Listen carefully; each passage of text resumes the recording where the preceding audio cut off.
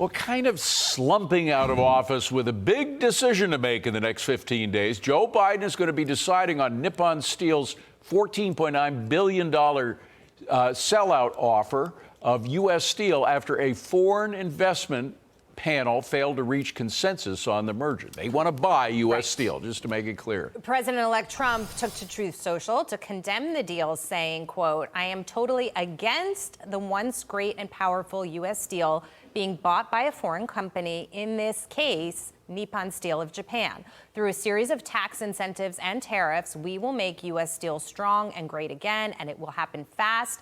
As president, I will block this deal from happening. Buyer beware." Now, Nippon has pledged to invest $2.7 billion in United Steelworkers represented facilities, and the acquisition is projected to have an incremental economic impact of up to $8 billion. Our next guest warns that blocking the sale could lead to significant losses for American workers in the economy. Joining us now is Heritage Foundation Research Fellow Joel Griffith. Good to see you, Joel. Thanks for being here. First of all, if Biden okays the deal, could Trump immediately turn it around once he's in office and say no deal?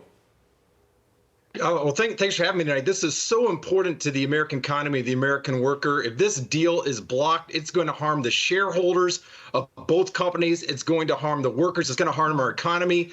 If President Biden were to approve this deal before his term of office ends, it'll be very hard to reverse this, and the deal will almost certainly go through. And you mentioned a second ago the amount of money that Nippon Steel is planning to pour into U.S. factories.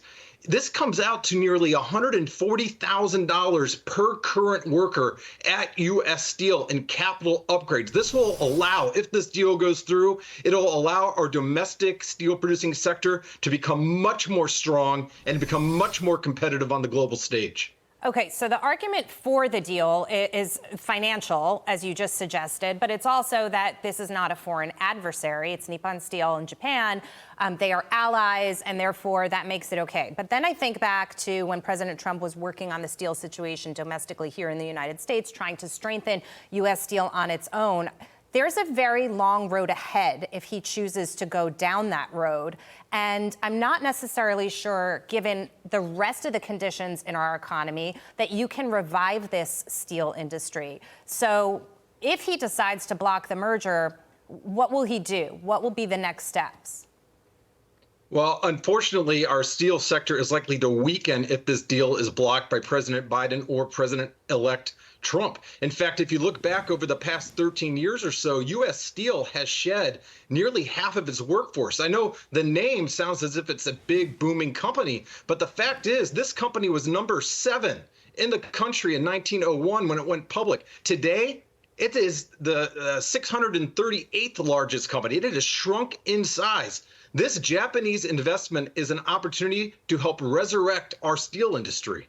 All right. I want to move on to housing now, if we can. When a starter home costs $1 million plus in some cities, the American dream is in a very bad spot. President-elect Donald Trump has vowed to address the chronic supply shortage by cutting red tape, even opening up federal land for it. As for 2025, while Redfin anticipates a 4% rise in median home sale prices, Zillow is forecasting a little more conservative 2.2% increase in home values, and National Association of Realtors is predicting a 2% growth.